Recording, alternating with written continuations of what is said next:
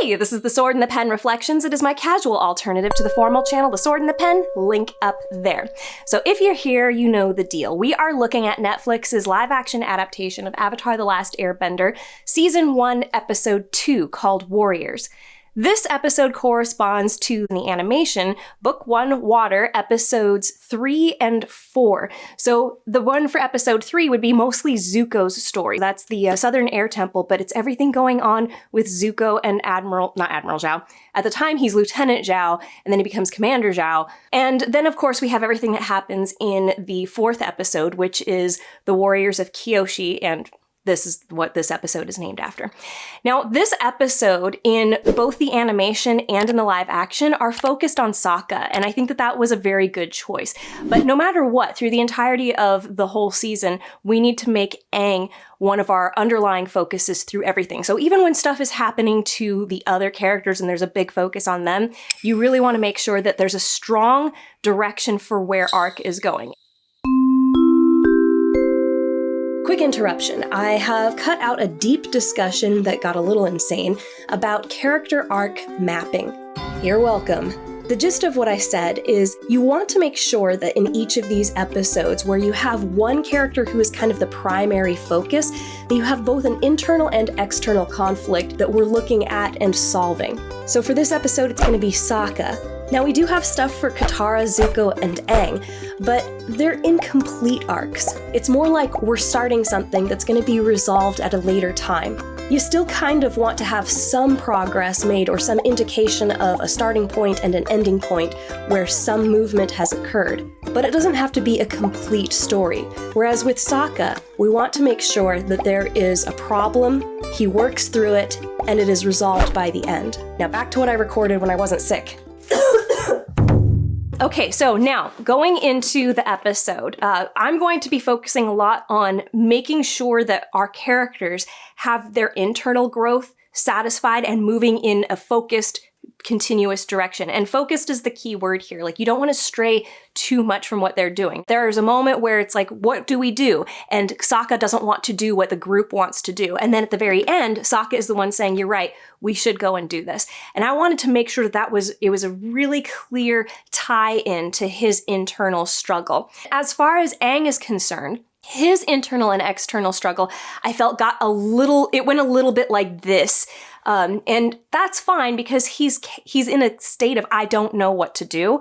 But for the sake of storytelling, sometimes you want to simplify your characters and the struggles that they're going through to kind of highlight a specific issue and resolve that. So then when we move on, it's not this continued, I'm not sure what I'm doing. We have a more clear path of where his character arc is going, his underlying character arc. Okay, so that's what I'm going to be doing looking at this episode going forward. Oh yeah, I'm also going to be dividing this episode by characters rather than by chronological scene order. So we're going to skip Zuko stuff until the end of my discussion. We're going to focus mainly on Sokka first. Okay, for this first scene, we've got Aang holding up the book that he stole from Zuko saying like, hey, Avatar Kyoshi's island is not far from here and she was a master of the Avatar state, so we should go there because maybe I can learn how to control the Avatar state before I kill somebody. Well, that's what Sokka finishes for him. This is a good scene. This whole scene here is actually really good. This is where we can establish what is our journey going to be for this particular episode, and the focus really is on Sokka. Sokka does not want to go on with Aang. So we need to get Sokka to change his mind about going on the journey. Now that is the external conflict. The internal conflict is we need Sokka's heart to change. We need him to go from feeling like his responsibility is to protect the village, like that is what his duty is, to realizing that he plays a bigger part in all of this and that sometimes protecting Aang, just the kid, even though he physically can't protect him, being supportive of him, being emotionally supportive and just being there for him is his job as well, or it's something that he should want to do as well, and it's honorable, like, you know, kind of warrior status. So I really thought that's what this focus was going to be, and they kind of go there, but it's just a little unfocused on making sure that's really what we're aiming for all the time. I did want Katara in this scene to say something that hints towards the kind of internal growth that we need to see in Sokka. So when she's talking about how what could be more important than protecting the Avatar, she could say something like, he needs us. So, and then of course, Sokka's like, well, he doesn't need us. Like in his head, he's thinking protecting Aang physically. But what she's talking about is being there to support him psychologically and emotionally as a family. Like we're going to be his family now. I'd love for Sokka to say, we're not his family, like something like that. Just kind of, bringing to the surface what the internal conflict is going to be and turning it into some external conflict, into the conversation conflict, if that makes sense. And I do also like that Katara is excited that she is learning how to waterbend, like that's a big motivation for her. I'm not 100% thrilled that she goes, what could be more important than protecting the Avatar? You could see that she's trying to appeal to Sokka in this moment, but then she kind of switches it around to, and also I can learn how to waterbend. How great is that? The transition was just a little bit sudden. It's about more than just helping Aang. Ever since he came into our lives, things have changed for me. Before I met him, I couldn't bend enough water to fill a thimble. Can you fill up a thimble? Because I have tried and I cannot. I can't do it. Oh, God, I don't need to know this information. I'm not gonna lie, I kind of felt like Momo was sort of useless in both the animation and in the live action. He's a character you definitely could have cut, but he looks so freaking cute, so I mean, I don't mind him. I don't like the monkey noises being used for him, but that's a personal preference, just a personal preference. But anyway, I know that some people were like, oh, he looks a little cursed. Like, I mean, there's no such thing as a monkey that doesn't look cursed. Those things are spooky. Those monkeys are horrifying. They're terrifying. They're too human. That's what it is. They look too human. It's scary. So they find the scroll, and this is the introduction to Katara's conflict. Now, it's not really a conflict, it's just sort of like look, Providence, you're supposed to go out into the world and become a waterbender. Because we had an entire first season, I would have loved that this was the introduction to an arc that doesn't really come to fruition for Katara until episode 3 of the live action. So we could have her get this scroll. I love that this is shown to be like a slow learning process for her, but the struggle could have still been thrown in there. The struggle that we got in the animation where she couldn't quite get it and made her frustrated and even lash out at Aang because it was easy for him. I would have still loved to have seen that.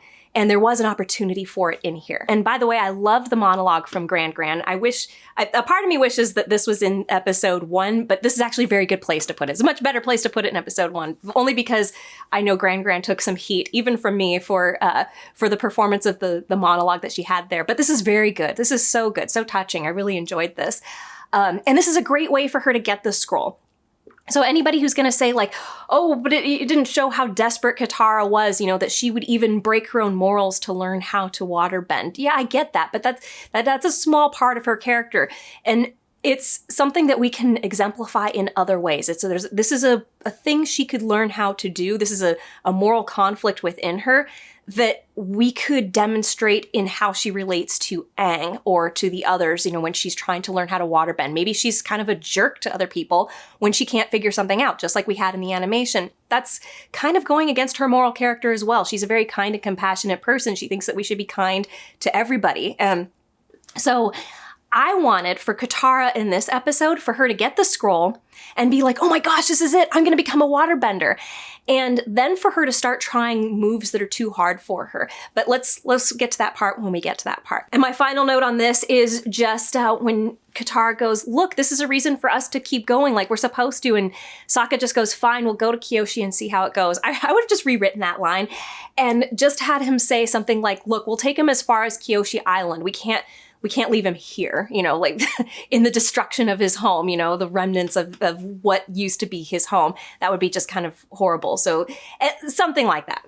Anyway, just a preference. It's a preference. What he does is fine. It moves the plot along very quickly. I just wanted that little bit of fluff in there to kind of like he does have some sort of a heart underneath all of this. Then we've got the funeral scene, which was performed very nicely by the young actor to have those tears welling up in his eyes, but nothing falling. I really love that we didn't get a tear fall from his eyes until the last episode. That's just a nice touch that even he's repressing something. And then they're flying off on Appa, leaving Aang's home forever, and Momo comes up. And I did want Sokka to say, I'll bet you taste like Arctic hen instead of chicken, but that it doesn't have the punchiness. I get why they did that, but I still wanted Arctic hen. I don't know if you noticed, but in episode 1, they had what looked like possum chickens, except if they're in the Fire Nation, I don't know if they'd be possum chickens, maybe they'd be something else, like, I don't know, rat chickens, whatever. Anyway, moving on. Please like, subscribe, and comment, even if it's just with an emoji. It's a free way to support the channel. Or if you're feeling really generous, check out my Patreon, Ko-fi, or hit the money heart thanks button. You can even leave me a one-time tip. Information is in the description and below. So they get to Kyoshi Island. I like Sokka's attitude the entire time. There she is, giant scary lady. That's good. And then they land at the shrine, and Sokka's the curious one, like going, hey, look, there's a door. There's something in Sokka that is inquisitive and curious, and it's good that they're having him be the one to go in there. And then, of course, they get captured by the Kyoshi warriors. And I just want to say, one of these Kyoshi warriors has, like, this disc on a chain, and she's swinging it. That is so cool. I thought she was going to throw it sort of like in Tron when they throw those discs. Like, I really wanted her to have like that. And I was like, oh my gosh, what if each one of the different nations has like their own throwing weapon? Like the Water Tribe has the boomerangs, and then the Earth Kingdom has these discs, and they can like take out an enemy from super far, because that's basically what this disc thing is designed to do, is to go really far. And, you know, they can throw it sort of like a sniper. That would be cool. Just a thought. And A+ to the makeup and costume department on the Kyoshi warriors. I am a huge lover of the Kyoshi warriors, and I like that each of them has their own unique little headband type thing. I don't know what that thing is, but it looks great. This looks really great. These Kyoshi warriors were like a highlight in the show for me. I'm also just a Kyoshi warrior fan. I went to the premiere dressed kind of as a Disney bounding Kyoshi warrior type character, so I mean, it should be obvious. I've got one over here. See? It's Kyoshi.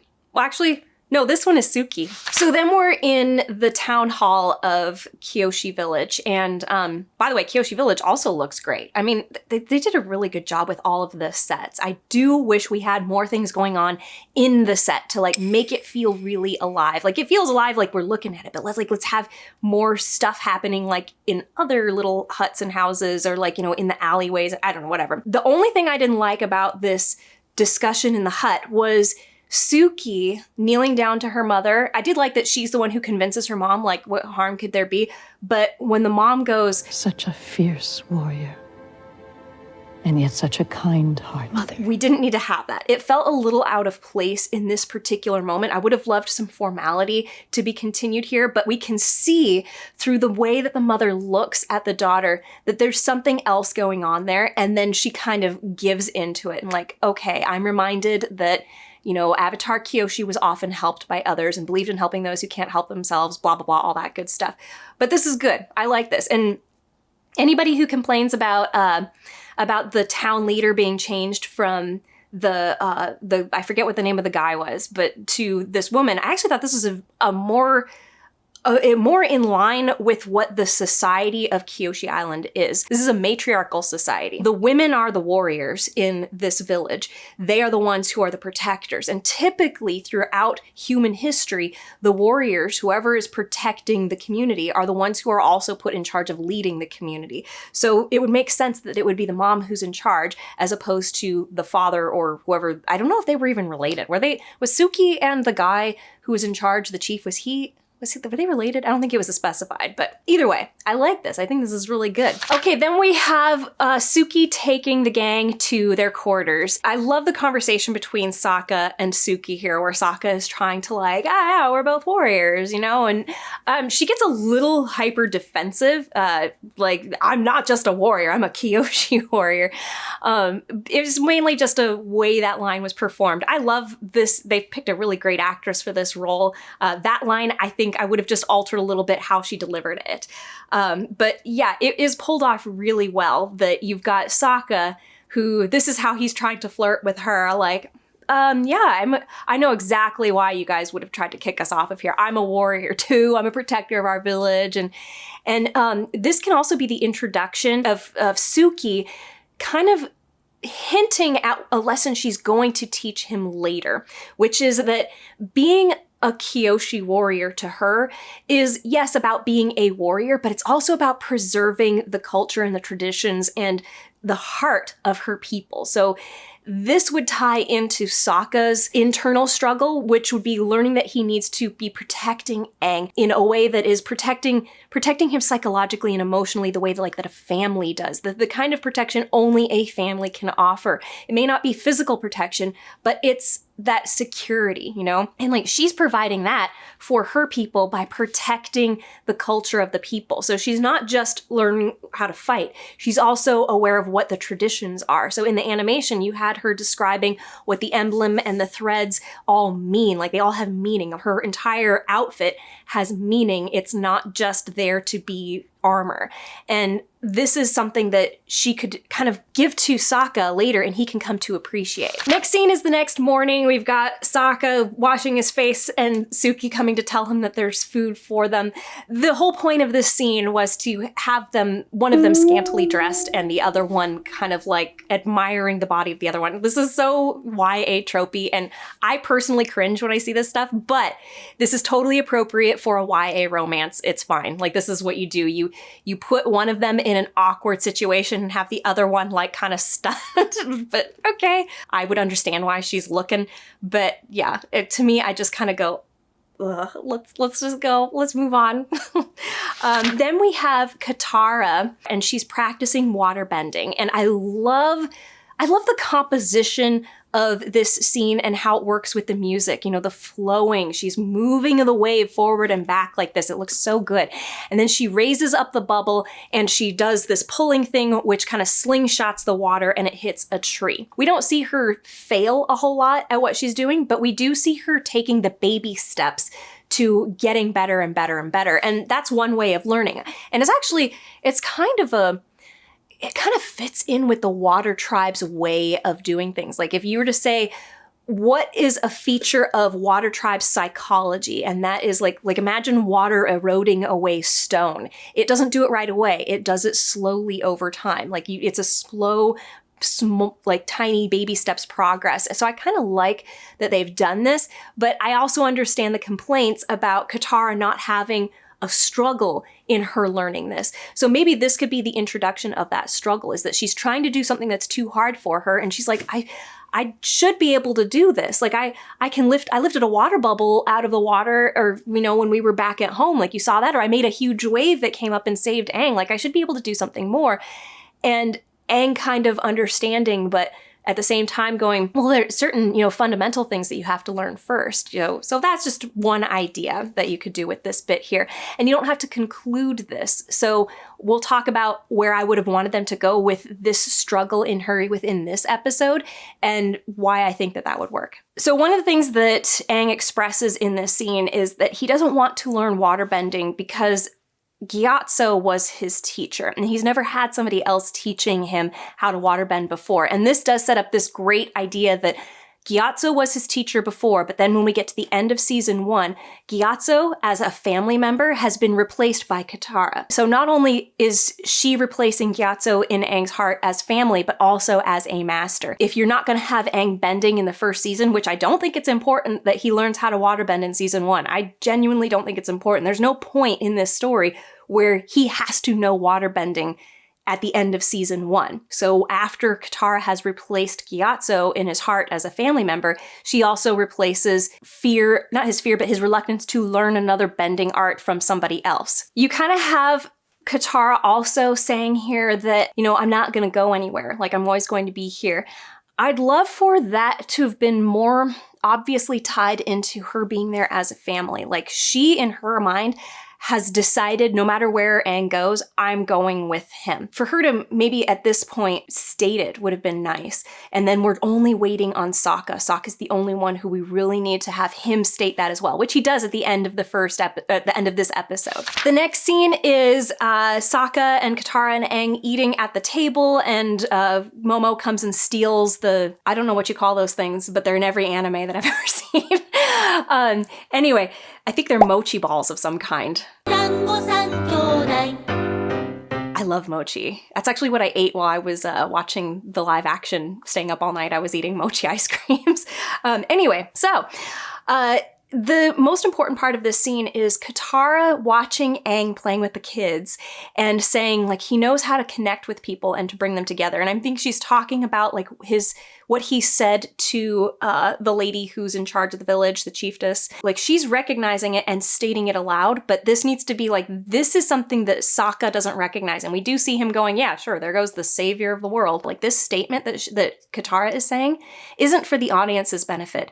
It's for Sokka's benefit. And she's not intentionally doing that, but we as the audience should see that this is something that's being said for Sokka's character, if that makes sense. While Aang is playing with the kids and telling them stories, we've got Suki talking to her mother, and essentially Suki indicating that she not resents, but she's unhappy that they've been so isolated. She feels like she's been missing out on the world. And this is good because it gives us more of a foreshadowing of what Suki's future is going to be, because we find out at the end of season 2, well, midway through, that she has left Kyoshi village to help with the war, essentially. I still kind of felt like I didn't need this scene with Suki and the mom. Like, I wanted to have more focus be on Aang and Katara and Sokka during all of this. I don't know. Maybe Suki could have had this discussion with Sokka at some point or something like this, you know, like she could be asking him about stuff about the rest of the world. Like, what's the water tribe like? Like, what's it like in the southern water tribe? And,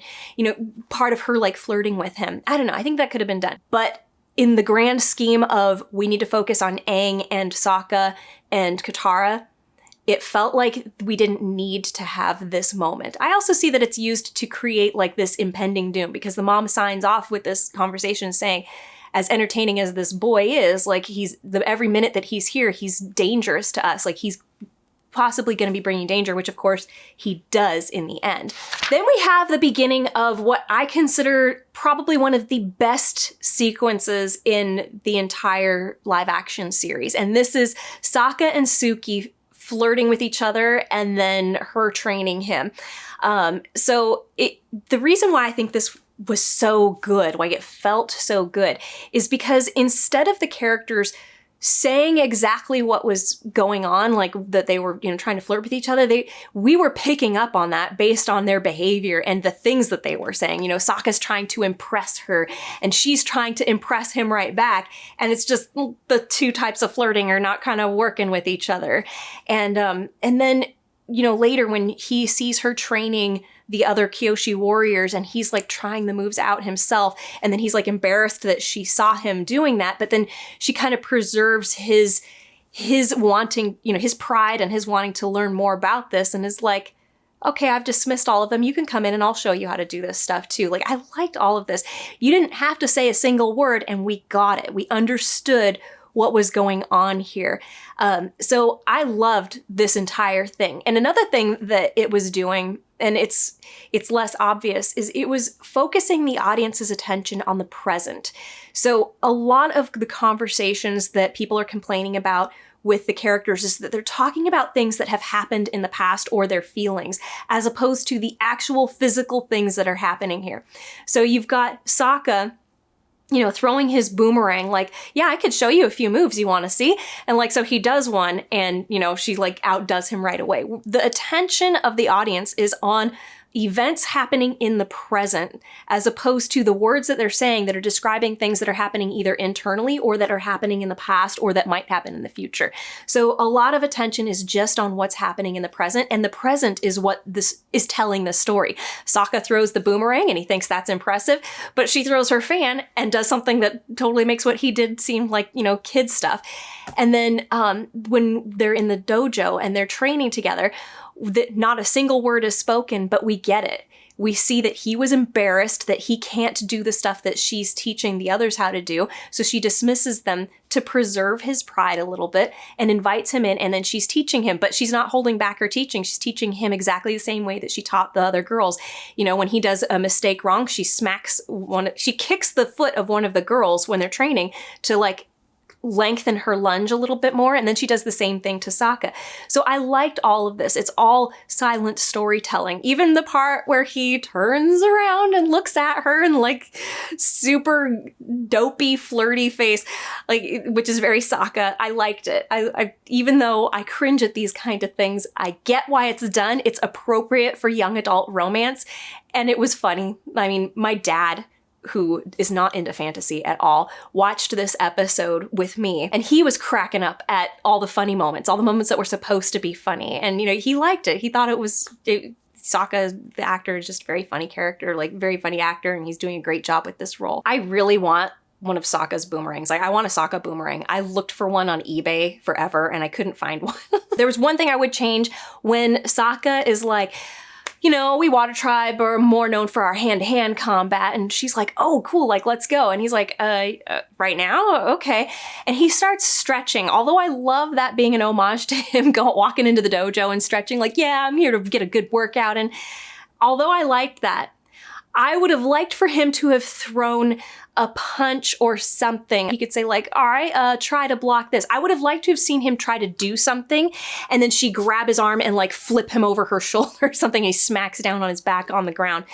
Because he's stretching and she just grabs him, it does seem a little bit like she took advantage of him not being ready to go, and shouldn't have done that. Like, it's kind of a sucker punch sort of thing to do. Let him throw a punch. Let him try to do something, like try to avoid this, you know, or something, just like he did in the animation. It shows her being a courteous warrior, training warrior. Like, she knows how to, you know, wait until her opponent is ready. And it also shows off that she's stronger than him, as opposed to taking him by surprise. That's all I had to say about that. What a cute face Suki makes after she bests Sokka, you know, getting him in a chokehold. And then she's like, I did it. Did you see how cool I was? And then the disappointment that like that didn't impress him. This is one of the cutest flirty things that I've seen two characters do in a while. I thought it was adorable because she looked so eager in that moment. But anyway, moving on. Then we have Aang and Katara inside the shrine of Kyoshi. I did feel like there was a missing montage here where we see that the two of them are introduced to the library, and we see that it's a ton of books and things, and then they're like, you know, pouring through all of them and stuff. I did feel that. But other than that, this was actually pretty good. There were a few moments that felt a bit like we were getting, again, like him telling us how he feels, but this is an okay part for him to kind of start opening up to Katara. I almost would have liked for her to have been prodding him, you know, what's wrong, you know, something like she draws it out of him as opposed to him just saying it. But again, we would want the focus in this to be that he's here to try to learn about the Avatar state, but maybe in his head, he doesn't want to use it ever. Like, this is where he could tell Katara, I'm afraid of going into the Avatar state because when I was like that, I couldn't stop myself. Like, I couldn't control it. Like, I could easily have killed you, you know, something like that. You know, so that way we see that he has a definite fear of the Avatar state. Like, he sees this as a dangerous thing that he does not want to do. Because then what we've got is we're exposing his internal conflict here. And then when we get to him talking to Kyoshi, she can tell him controlling the Avatar state is possible.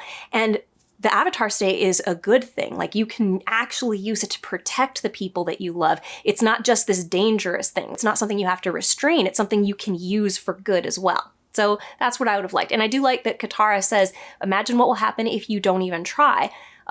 This is all good stuff, but I felt like there were just a few things that we could have put in with this as well, and it would have made it feel better. Also, Katara flipping through that book and immediately finding, oh, look, you know, right here it says that the other avatars are inside of you. I would like for her to maybe remember something like, wait a minute, you know, and then she goes over to a book that she had been looking at, like, look, this is, was reading this, you know, look, this says that the avatars are actually inside of you. So that way it's not conveniently on the very next page of the book she happens to have in her hands. But that's just a tiny little change that I think would have fixed that bit just a bit more.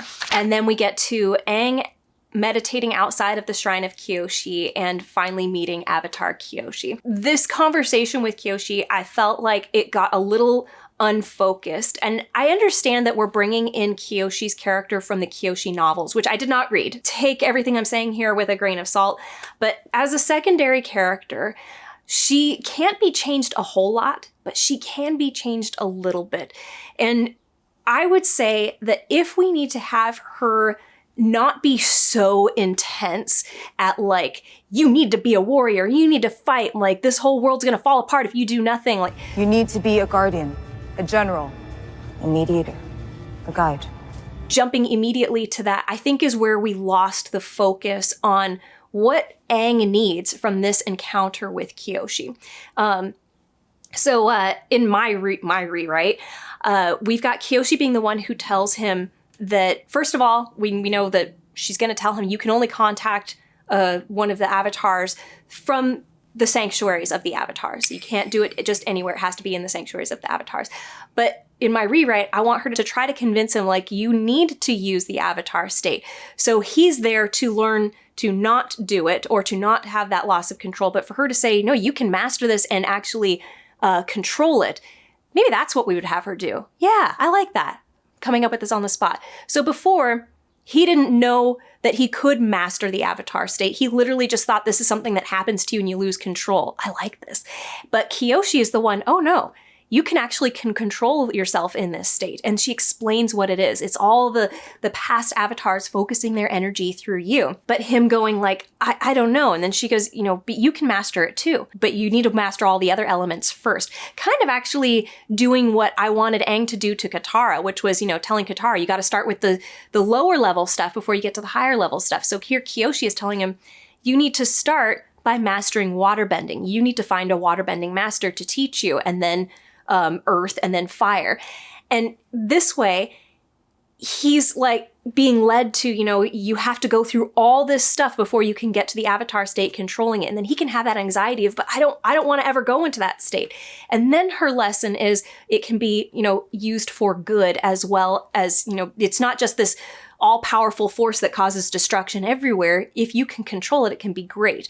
And that's when she takes over his body to show him how good it can be, and then she goes and saves the town. That's what I wanted this encounter to be about. Now back to Sokka and Suki. We've got Suki and, well, first we have the wrestling thing. Again, more YA tropey stuff, but okay, it works. Also, she doesn't have lipstick on in this scene. I don't know if that's supposed to be like, oh, they've been doing this for a while, they've been sweating, she's probably I'll bet you there was a kiss scene in there and they decided we're not doing that. But anyway, okay, this conversation is good. I like this. We've got Sokka basically saying like, you know, I'm not a real warrior, you are a real warrior. And then her kind of going, I think you are a real warrior, you know, and she says that it's about what's in your heart, like that desire to be the warrior. This is where I would have put in that she says something directly affecting how Sokka thinks about Aang. So the thing that I wanted Katara to say before, that, you know, we need to protect Aang in the way that only a family can protect family. It doesn't necessarily mean we're protecting him from firebenders. You know, we're being that soft spot where he can land when he falls. You know, we'll help pick him back up again. You know, basically they're psychological and emotional protectors. She can say that stuff here, and it can be, she can correlate it to like how she's protecting tradition. You know, the Kyoshi warriors are protecting the legacy of Kyoshi herself. So it's all of her ideas, her philosophies and things, that tradition. And that's not a physical protection so much as just carrying it on. And maybe she can, you know, when she talks about having the warrior's heart, she could say something that would maybe even be a reflection of something that Katara said about being there to protect Aang. You know, when she said it back when they were at the Southern Air Temple. And she says, look, we have to protect him to protect the world, kind of thing. You know, what could be more important than protecting the Avatar? And then later, when they were watching Aang playing with the kids, and she goes, this is what Aang's real strength is, connecting people. You know, that's how he's going to be the Avatar, is he's going to build bridges again, you know, something like that. And then here, the thing that Suki says kind of ties all of this together. Now, this takes a lot more effort in the part of writing this. I mean, I liked what was done. I just really wanted it to be focused a lot on Sokka's main conflict. Now, this is related to his conflict, I don't feel like a warrior. But now let's take being a warrior, being a protector is what he is, more than a warrior. Like she's saying, but you're a protector. You're protecting Aang, the Avatar. You are helping him. And he's like, he doesn't need protection. Maybe you could have something like that. And she goes, but he's just a kid.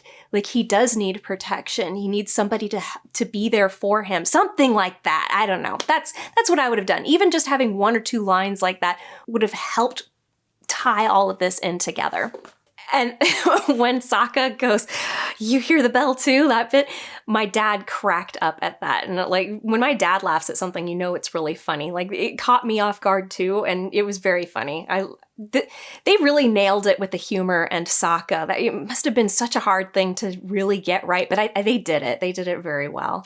Okay, then Xiao shows up in the village, and this is all a great conflict. Like, it's all good. Again, focused on the present. He's there to search everybody. He kind of insults them a bit, and then they're like, "Yeah, sure, go ahead and search us." Holy crap, though. This mom, she's like Superwoman. She like throws him like 20 feet. I don't know about that. She just throws him really far. Not Xiao, but this soldier guy. Seriously? They don't need benders in this village. They're all Superwomen. But the actress is great. I like her. I like everybody. Like, they're all doing such a great job. But I don't throw a guy like halfway across the village. Continuing with Avatar Kyoshi, we've got this really intense moment where she essentially tells Aang that, like, you need to be A mighty, merciless warrior. I don't mind this being here. Like, this is good. This is a part of her character that also creates conflict in the future for Aang, because he doesn't want to hurt other people. He doesn't want to actively hurt other people. And especially by the end of the entire series, this is a big thing for his character. And I like that they're throwing this in here.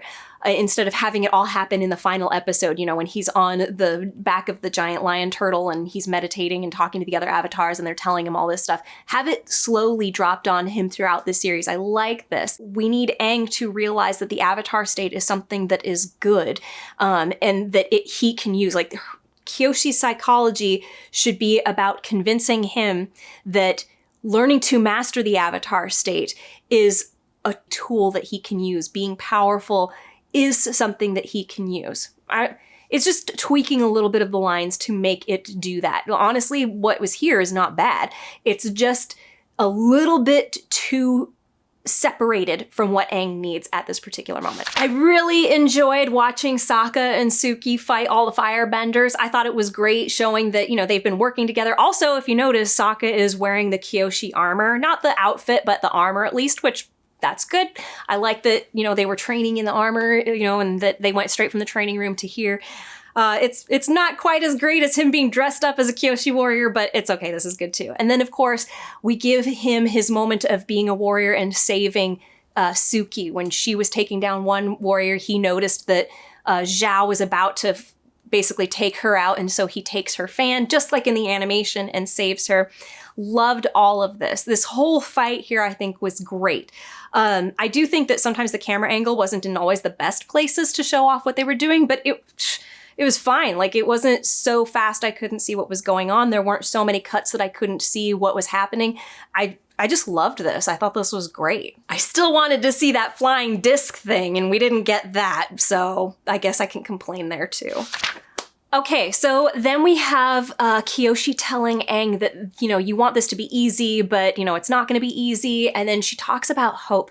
And this is kind of a theme for this episode. We've got it happening in the Zuko storyline as well. But I loved that when Kyoshi is talking to Aang about hope has a cost. It makes people fight harder. And then it's cutting between that and Katara and then also Zuko. Like, this is a more sophisticated writing. Like, this is why when people say like, oh, it was carelessly thrown together, this whole show, like they didn't care. No, this shows some real effort and work and talent that they would bring the theme of hope in and then put it in even in the editing here, where you have Zuko who is talking about how hope makes it harder because it's right here. Like I'm so close to having the avatar. Like, it's making me more desperate is essentially what he's saying.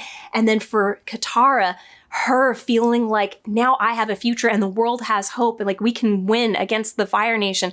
And then for Kyoshi to be talking to Aang about the cost of hope and how this will make people fight harder. It'll make things worse. Now that you're here, people are going to be basically excited that you're here. Some will want to kill you. Some will want to protect you. Either way, they're going to become a lot fiercer. And to have all of that going on and being edited between these three characters is very good. I like this so much. Now, the way I would change this fight with Zuko, between Katara and Zuko, I think I would have just liked to have had that moment for Katara where we see what she was doing earlier in the episode in my rewrite come into play here, and it sets her up for episode 3, where we see that she's having difficulty with aim. So, you know, she hit the tree in the beginning of this episode, which means her aim is actually pretty good. So I would want her to not be able to do that. She fails. That's why she struggles. And then she's like, you know, complaining about it to Aang, and Aang's like, well, you should do the easy stuff.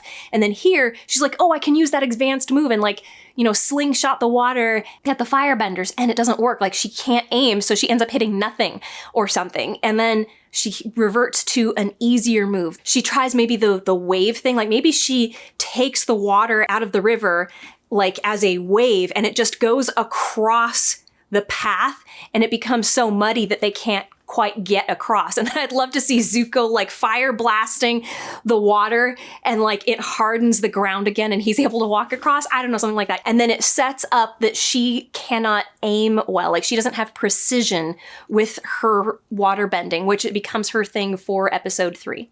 And then Kyoshi basically says, look, I'll show you what that power, the power of the Avatar, can do. And she takes over Aang. I love this because this is what happens in the animation at the Fire Sage's temple, whatever, when Aang goes to meet up with Roku at the Fire Temple. And Roku basically takes over his body for a minute. I love this. I thought it was so good. And I think I would have liked to have had a moment where Katara, when she sits up and sees Kyoshi, and I would love for, I even though the silence is great, I don't know why, I really wanted to have Kyoshi speak in like the multi-voice that we later hear Aang do. And Katara like go Aang or something like that. And then she rockets off like that. That's just, it probably would have looked terrible on screen, but I would have been like, can we try it and just see how it goes? Like, just because I wanted that. I wanted her to recognize that that's Aang. And then also for us to see that Aang is there. He can see what's happening. Like, we get the sense that there is Aang in there. This is not Kyoshi doing all of this stuff. Aang is present with her, even though we are seeing Kyoshi, if that makes sense. Anyway, she rockets off and lands in the middle of Kyoshi village just as Sokka is about to put himself on the line and go after Commander Xiao, which I loved that too. I love that she totally kicks ass in this village, and it looks like she's killing people or getting very close to killing people, but this was great. This was a really good way to showcase the power of the Avatar, and we didn't actually see that in episode 1. We didn't see all the things that the Avatar can do. There's literally only one thing that I might have changed in this, but I understand why they didn't do this, because you want to have that connection still with Katara and Aang. I would have had Katara not arrive to see everything that happens. I would have still made this about Sokka. I would have had Kyoshi scares away all of the firebenders and then leaves Aang, and Aang is laying there helpless on the road, and Sokka be the one to run up to him and like, hey, you okay, buddy? And like get him up. And then we're tying in his connection to Aang as being the one who picks him up when he falls. Like, that's just me. That's just me. It's not really even like an improvement so much as an alternative to what they did. And I felt like it would have maybe tied in Sokka a bit more, but yeah, that's it for that. Yep, then everybody kind of says their, thank you for saving us. You've given us hope, and they all bow to Aang. I mean, I'm a sucker for this kind of stuff. I love it. And then Suki and Sokka say their goodbye, and they get to kiss, just like in the animation. They didn't actually get to kiss until the goodbye. And she gives him her fan, which I thought was a lovely little touch. I'd love to have him holding that fan and thinking about her throughout the series. So anyway, yeah, that was it for their little storyline. But the conclusion here, so this would have been, you've got the climax of the episode, and now we need to see where Sokka's mentality has changed. And they do that here. They do it. Because the other things in the story didn't tie in directly to what was his underlying struggle quite as strongly as I wanted, it felt, I guess, it was a little less impactful than I wanted it to be. It's actually a very sweet scene. Everybody on Appa's saddle, having a conclusion to what happened in the rest of the episode. And this was a lot in the original series. So I liked this moment. I like that they're talking about it. And I really loved all of Sokka's lines here. Wasn't 100% thrilled with Katara saying, what else did Kyoshi say? It felt like they weren't sure how to incorporate her into this discussion. Maybe what they could have done is had, when she's talking to Sokka, he can go, you were right. Like, I think he does need us, at one point saying that. And she's like, what was that? I was right? I don't know. That's just me. I didn't put a whole lot of thought into how I would rewrite this scene, but I did enjoy it. I thought it was very, very sweet. And I gotta say, when Sokka says, You have me, Katara, and a flying ball of fur. What more do you need? I said, it looks like you got 2 flying balls of fur. I'm sorry, I'm laughing at my own joke. How dumb. But like that, it's just like in my head. Oh gosh, being an adult is gross. Okay, anyway, that is the conclusion. Very sweet end to their story here. And but now I want to go and look at Zuko's, and it's going to be very brief because he was not the focus of this episode, and that's fine. The nice thing about Zuko's storyline is that you could have very little going on, and it still feels like quite a bit. Additionally, I think the most important thing that we're leading Zuko up to in this first few episodes is him being so desperate going after the Avatar and so worried that he's going to lose him. And then when he loses Iroh, he has to like shift how he's thinking. And that's why we had a great moment at the end of episode 3, which we're coming up to. I feel like that's the moment that we should be leading up to, the one where he is like stunned that he doesn't have Iroh with him anymore. But anyway, so let's look at what we've got with Zuko. We've got Zuko looking for his journal and not being able to find it, and that wonderfully delivered line. He ran! That's really well done. I don't know if there was a whole lot of focus on what Zuko's arc is in this particular episode, because even in the animation, he had less story, unless you're going to bring in the duel with Xiao, which doesn't happen. And I think it's fine that it doesn't happen. I loved that it happened. It was one of my favorite moments with Zuko in the earlier episodes. But if you're not going to do it, then that's fine. Let's focus on the thing that he needs to do at the end of episode 3, which is develop his reliance on Iroh and how his determination to go after the Avatar, getting out of control, was what caused Iroh to be put in danger and pulled out of his life. Like that is his focus. So I would take that storyline and stretch it across all these 3 episodes and just figure out what can we do with him here. We're also introducing his opposition. Xiao is going to be the opposition in Zuko's life, more so than just having difficulty catching up with Aang. So after Iroh explains that, being in this small corner of the world means that it'll be easier for us to find where the Avatar is. Like, he would stick out like a sore thumb being in such a small part. And then we get them in the marketplace at this port town. And I think I would have loved to have seen that Iroh is socializing a lot with the merchants there and getting information subtly out of them about the commander of this port. I would have loved to have seen that Iroh is actually practicing the stuff that he is preaching. He's not just there looking for food. He is, but he's also gathering information so that they can know what their next step needs to be. How do we go about getting what we want? And he's sort of demonstrating this to Zuko, but it's going right over Zuko's head. This way we kind of see that this is what's happening. We're taken on that journey with Zuko. Use your tact. You can get information without divulging what your true intentions are.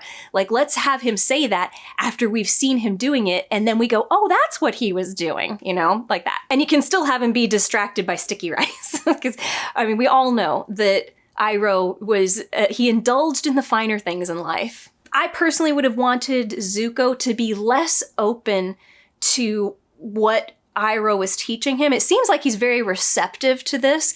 I would have liked him to consider it, but maybe still feel like it's a waste of time. And then when he talks to Xiao later, it's Zuko who kind of blows it. And that is why Xiao ends up getting ahead of them to capture the Avatar. In the very next scene, we've got Zuko arriving in the commander's tower, whatever, anyway. And he's immediately demanding surveillance reports and nautical maps. The more detailed, the better. Like, we didn't have that first, like, oh, you're blowing it moment. So it's not completely obvious that Zuko is blowing it here. But Zuko is blowing it here. And I think that it's just not emphasized that Iroh felt like that's what was going on. But I would like to see an emphasis on Zuko is not listening to Iroh. And this is part of their conflict, and why also it would make when Iroh basically sacrifices himself in the 3rd episode in order to save Zuko. I would have liked, I think, for that moment to have been amplified and built up to starting here. Like, we see Zuko not taking Iroh's advice, and eventually Iroh is the one who pays the price for it. Well, Zuko pays the price too, but it doesn't really stick until he literally loses the person who cares about him the most. I do like the actor who is playing Xiao, and it is a very different personality from the Xiao that we had in the animation, and I think this works great.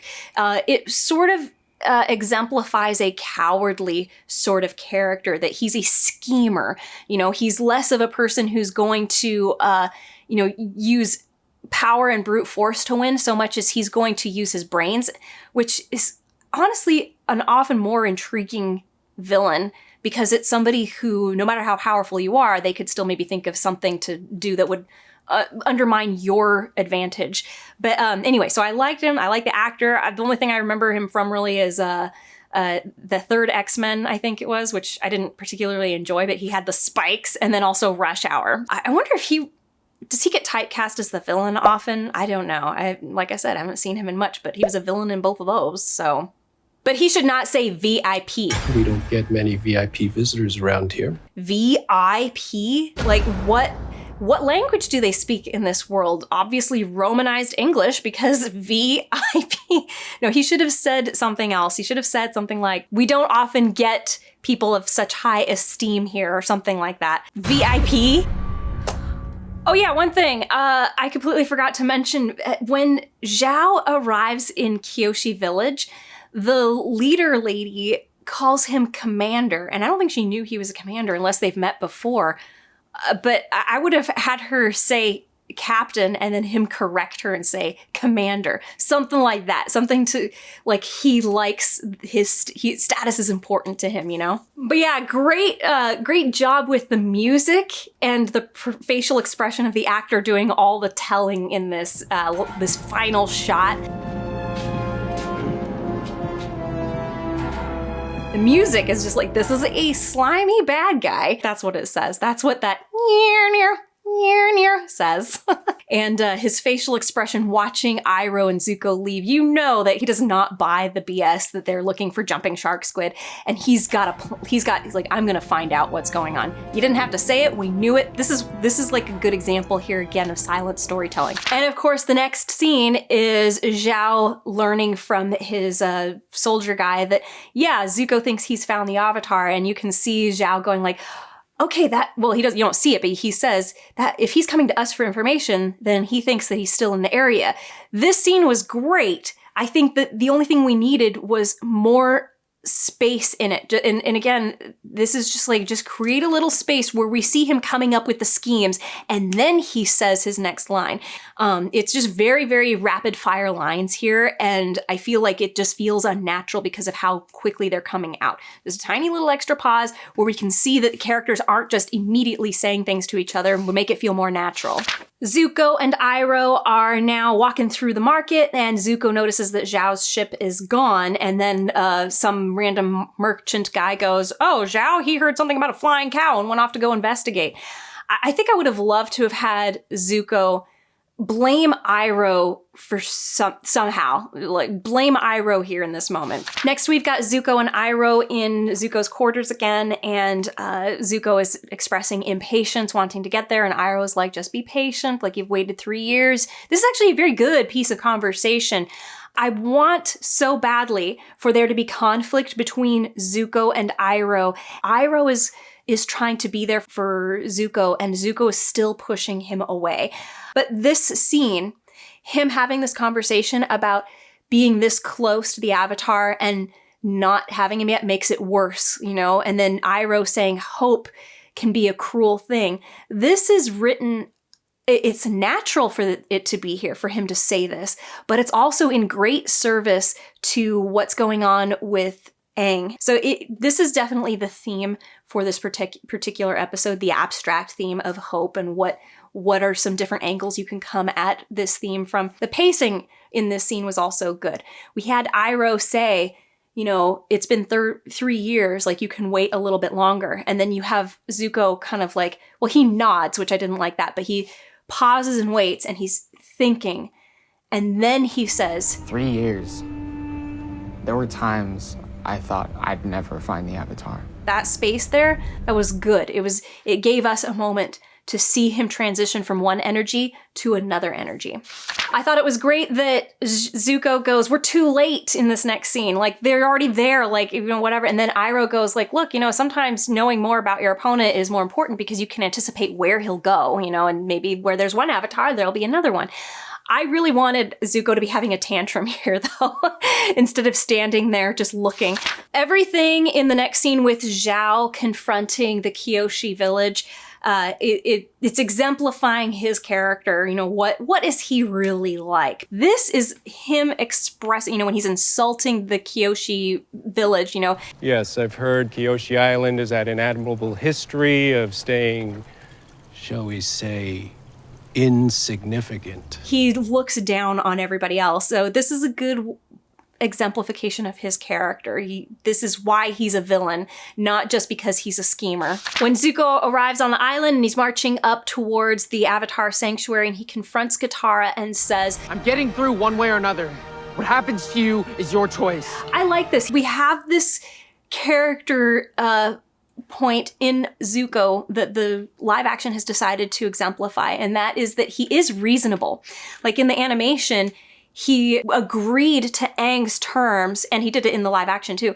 If you turn yourself over, I'll leave this village alone. Like, he's not unreasonable, and that is the earliest indication in the animation of him actually being not a bad guy. Like, he keeps his word. And so they did this here. I liked it. Whatever happens to you, it's your choice.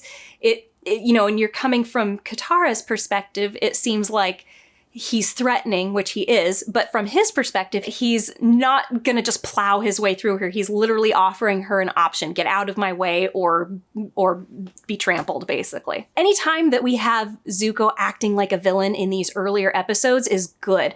And since we took him burning down Kyoshi Village and gave it to Xiao, and the village didn't get burned down, putting this here and making it seem like he really is going to kill her, I think is a good choice. I think it's not as good as him burning down Kyoshi Village, but it's still, this was the right choice to have him really going after Katara. And I do really like that when Kyoshi appears, you've got Zuko actually tries to fire blast at her and she just like that. I'm not sure what he meant by impossible. Like, is he saying there's two avatars or something? Or like maybe he was mistaken. He thought that Aang was the avatar, but it's actually this lady. Or does he recognize that this is Kyoshi? I'm not 100% sure what the impossible was. Not that it doesn't fit. I'm just going, what was impossible? Like, because there's a few things there. In the final scene, you've got Xiao basically saying like, I didn't know it was the avatar. Like, if you had told me. And I love that Zuko goes, don't tell anybody. But I really would have liked to have had a shot of Iroh going, oh, he's still not taking my advice. He's not being discreet about this at all. But yeah, this is actually very good dialogue here. I like what it's doing. We can clearly see what's going on with Xiao.